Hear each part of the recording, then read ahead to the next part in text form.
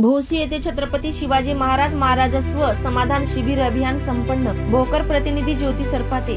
दिनांक 14 मार्च 2026 रोजी माननीय जिल्हाधिकारी राहुल कर्डिले यांच्या मार्गदर्शनाखाली भोसी येथे श्री छत्रपती शिवाजी महाराज महाराजस्व समाधान शिबिराचे आयोजन करण्यात आले। या कार्यक्रमात प्रलंबित फेरफार 7/12 चुकांची दुरुस्ती, डिजिटल स्वाक्षरीची 7/12 आणि अट उतार्यांचे वाटप, उत्पन्नाचे व रहिवासी जातीचे प्रमाणपत्र, नॉन क्रिमिलेअर, पीएम किसान नोंदणी, विद्यार्थ्यांसाठी दाखले, संजय गांधी निराधार योजना, स्तनदा मातांना बेबी किट केअर वाटप करण्यात आले असून आयुष्यमान कार्ड व आभा कार्ड 5 लाखापर्यंत उपचार मोफत। महाराष्ट्र विद्युत कंपनीकडून शेतीसाठी व घरगुती वीज वापरण्यासाठी सोलार योजनाविषयी माहिती दिली। जिल्हा अधिकारी कार्यालयाकडून जलतारा योजनेअंतर्गत 5x5 चा स्वच्छ खड्डा शेतीसाठी उपयोगी ठरेल व शेतींचे नुकसान टाळता येईल अशा विविध शासकीय योजनांविषयी प्रवीण मेघासेट्टी यांनी मार्गदर्शन केले।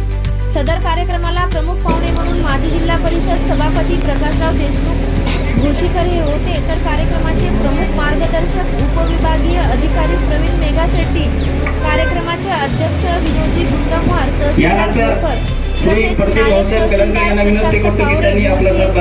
संदीप केंद्रे, ग्रामसेवक गायकवाड, मंडळ कृषी अधिकारी टोमटे, महिला बाल विकास विभाग भोशीच्या पर्यवेक्षिका श्रीमती पंडित मॅडम, सामाजिक वनीकरण विभागचे वन परिमंडळ अधिकारी पवार, प्राथमिक आरोग्य केंद्राचे वैद्यकीय अधिकारी डॉक्टर मोहम्मद फराज, महिला पोलीस पाटील स्वाती कल्याणकर, मारुती जंपलवाड, सामाजिक कार्यकर्ते विलास शिंदे, साहेब कमटे, प्रतापराव देशमुख, प्रदीप कल्याणकर, संतोष अत्तेवाड, पुरस्कृत शेतकरी नंदकिशोर गायकवाड, आशा वर्कर, अंगणवाडी ताई, वन विभागाचे कर्मचारी तसेच भोसी मंडळातील सर्व प्रतिष्ठित नागरिक बांधव, शेतकरी बांधव तसेच पोलीस पाटील व कोतवाल मंडळी नागरिकांनी वेगवेगळ्या विभागाच्या योजनांची माहिती देण्यात आली। आपल्याला माहित आहे की 7/12 मध्ये आपण जरी आता 7/12 सहजासहजी मिळत असेल, डिजिटल 7/12 जरी मिळत असेल, तर आपल्याला माहित असावं की 7/12 आपल्याला कुठेही काढता येतो। म्हणजे आपल्या देशात बसून आपला 7/12 कुठेही आपल्याला कम्प्युटरवरून डाउनलोड करून काढता येतो। पण आपली अडचण कधी होती की 7/12 मध्ये आपण बरेच वर्ष आपलं 7/12 नाव सुद्धा बऱ्याचदा व्यवस्थित पाहत नाही आणि बऱ्याच चुका मग 7/12 आपल्या नावात, इतर अधिकारात तिथं कुठेतरी असतात आणि मग त्या चुकाची अडचण आपल्याला कुठल्या तरी योजनेचा लाभ मिळवताना होऊन जाते। त्यामुळे सर्व खातेधारकांना ही विनंती आहे की त्यांना 7/12 स्वतःचा कम्प्युटरवर पाहता येतो, त्याला काय पैसे लागत नाहीत, पण आपल्याला जर त्याच्यात चुका असतील तर निश्चित आपण अर्ज करावा, जेणेकरून त्या चुका आपण दुरुस्त करू। जसं आज काही जणांच्या 7/12वरील चुका दुरुस्त करून तुम्हाला देता आल्या। तिची अडचण आज होत नाही, ज्यावेळेस एखाद्या योजनेच्या वेळी आपल्याला वाटतंय त्यावेळेस नक्की आपल्याला मग धावपळ त्यावेळेस होती। जसं 7/12च्या नावात दुरुस्त आहेत तसं काही जणांच्या इतर अधिकारामध्ये सुद्धा दुरुस्त आहेत। जुने बंडिंगचे बोज आहेत ते तसेच आहेत, त्याला 30-40 वर्ष झालं, किंवा भूविकास बँकेचं कर्ज आहे फेडलंय, त्याची नोंद कमी झाली नाही। अशा ज्या अडचणी आहेत त्या आपण मांडाव्यात, जेणेकरून आपला 7/12 हा नुसतं डिजिटल 7/12 नसेल तर तो बरोबर आणि अचूक सुद्धा असेल।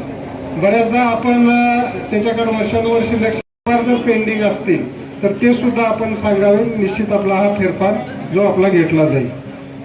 आपल्याला माहित आहे की 2024 पर्यंत बऱ्याच जणांनी तुकडेबंदी कायद्याच्या विरुद्ध जाऊन काही तुकड्याची खरेदी व्यवहार केलेले आहेत। तर 2024 पर्यंत जे खरेदी व्यवहार झालेले आहेत ते शासनाने नियमित केलेले आहेत। जर आपल्याकडे नोंदणीकृत डॉक्युमेंट असेल, म्हणजे रजिस्टर ऑफिसला नोंदणी केलेली आहे, तुकड्याचा व्यवहार झाला आणि त्यावेळेस तुकड्याचा व्यवहार झाल्यामुळं त्या 7/12वर नोंदी झाली नाही, तर अशा सुद्धा नोंदी ज्या आहेत त्या आपल्याला 7/12वर घेता येतात। फक्त आपल्याकडे ते रजिस्टर्ड खरेदी खात्याची प्रत मात्र असणं गरजेचं आहे।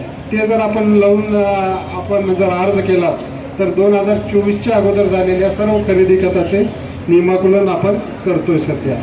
त्याचबरोबर इतर विभागाच्या ज्या योजना आहेत त्याही महत्त्वाच्या आहेत, जसं स्प्रिंकलर आहे, ड्रीप आहे, शेती विभागाच्या आणखी बऱ्याच योजना आहेत। त्याचबरोबर आपल्याला माहित आहे की आपण फार्मर आयडीचा एक कॅम्प घेतला होता। आता बऱ्याच जणांचा फार्मर आयडी काढलेला आहे, पण काही जणांचा आणखी शिल्लक आहे। त्याच्यात मग काही सामायिक खातेदार आहेत, त्यांचा वैयक्तिक फार्मर आयडी आणखी निघालेला नाही, किंवा अजून काही शिल्लक खातेदार आहेत, कारण आपल्याला पुढच्या योजनेसाठी हे फार्मर आयडी लागणार आहे। जसं आपल्यासाठी आधार कार्ड आहे एका व्यक्तीसाठी, तसं शेतासाठी फार्मर आयडी आहे। त्यामुळे मला वाटतं जे काय आता राहिलेले लोक आहेत शेतकरी त्यांनी फार्मर ID काढून घ्यावं, जेणेकरून पुढच्या कुठल्या योजनेला आपल्याला अडचण येणार नाही. आपण आज ICDS मार्फत बेबी केअर सुद्धा किट सुद्धा वाटप केलं. आपल्याला माहित आहे की आपण बऱ्याचदा शहरामध्ये ज्या सुविधा लहान मुलांना किंवा घरी असणं अपेक्षित आहे त्याच पद्धतीनं आपल्यालाही असावं असं खेड्यातल्या लोकांना वाटतं आणि त्याच अनुषंगाने जे जे लाभार्थी पात्र होतात तर त्या लाभार्थ्यांचे बेबी केअर किट काही प्रातिनिधिक स्वरूपात आज वाटप केलेलं आहे. तर त्याला जर आपण पात्र असू तर निश्चित आपणही त्या योजनेअंतर्गत आपण अर्ज करावा. आपल्या समाजात गल्लीत किंवा आपल्या भागात हे सुद्धा सांगायला पाहिजे कुठल्या कुठल्या योजनेचा आपल्याला लाभ मिळाला आणि कदाचित आपल्या शेजारचा व्यक्ती सुद्धा घरातला त्याला पात्र असू शकतो. हे जर तुम्हाला माहीत झालं तर तुम्ही निश्चित इतरांना सुद्धा मदत करू शकता. म्हणून आज या सगळ्या डिपार्टमेंटच्या ज्या आहेत त्या सगळ्या योजनेची माहिती थोडीशी आपल्याला व्हावी आणि त्या अनुषंगाने आपण जे काय बाबी याचा फायदा घेऊ शकतो तो घ्यावा.